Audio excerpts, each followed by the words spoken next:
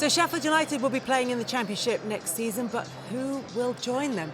It's still very much to be decided. Already today we've seen that both Everton and Brentford have secured their place in the Premier League for next season, but Nottingham Forest, Luton and Burnley still in with a chance of survival at this stage. After Nottingham Forest have played Manchester City tomorrow, they've got Sheffield United, Chelsea and Burnley.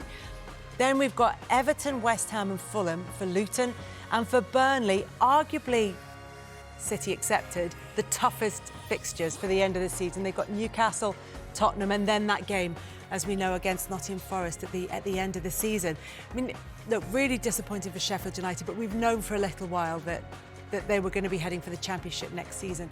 For those other teams, at various times, I think we've written most of them off, I think, but one of them is going to be staying in the league. I think that's the beauty of the league, you know.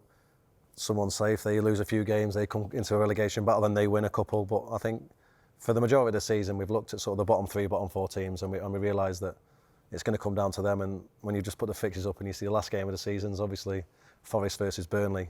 Huge, isn't it? It's potentially, you know, the decider to see who stays up and who doesn't. It's going to be huge, that game, particularly because of the form that Burnley have shown. One recently. defeat in 8 for Burnley, that's incredible. And I think for Forest, is it one win in 9? Is that right? I think so. Very difficult. Burnley have picked. That might end up being a really vital point. They're hung in there today. They played well. Vincent Kompany. I have to be honest. I watched them a few times early in the season. I thought there's no chance they can stay up, but they really have stuck together. Important results, and he'll just be hoping that he can get Nottingham Forest. And last day of the season, just needed a win. If he can get to that point, he'll be delighted, and that'll be some occasion for sure. I mean, as you say, Nottingham Forest not in good form at the moment. Burnley have put in good performances throughout the season and not quite managed to get over the line until recently when they've started to pick points up and get the late equaliser against Manchester United today. For Luton, they're up against Everton on Friday night next, but they themselves in Luton don't seem to be on good form. Again, it was another defeat today at the hands of Wolves. Yeah, it's a tough one for Luton because, you know, they've kept themselves in that chance to stay up, but, you know, every time they've probably got an option to get out of the relegation zone, they let themselves down. But they'll be hoping Everton have had their week, you know, 3 wins on the spin. Hopefully they'll be tired and stuff because they get an opportunity now. They play Friday night. They get a chance to put some unbelievable pressure on the teams around them if they can potentially get a win at home. But like I say, the Premier League is a really, really tough division, and to go on win a game is fantastic. And Luton have shown they can do that, but they've also shown it's not that simple to go back to back to back. I imagine anybody looking at those final fixtures and working out where teams might end up if they're trying to predict what happens would be looking at Forest's game against Manchester City tomorrow and sort of writing Forest off in that. Do you think there is a chance for Forest against City?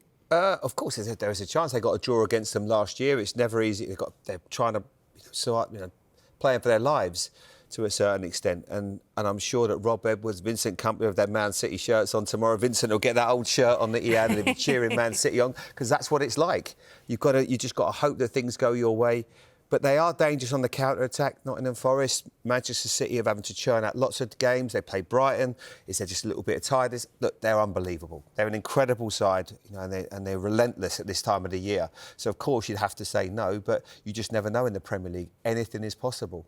Anything is possible, but if we're looking into what's happened in previous seasons, we know this is where Manchester City kick into gear, and they've certainly looked like they're going to be doing that with big wins in midweek and that sort of determination and focus in their performances. This will probably be a harder game, though, Kelly, than Brighton. Although Brighton are obviously a better, because it's more, that suited them a little bit more, the way that Brighton tried to play out, and that just played into Manchester City's hands. But I think this one will be slightly different. There'll be a bit more about set pieces. They'll make it difficult. They'll sit back. They won't try to play sort of Man City their own game.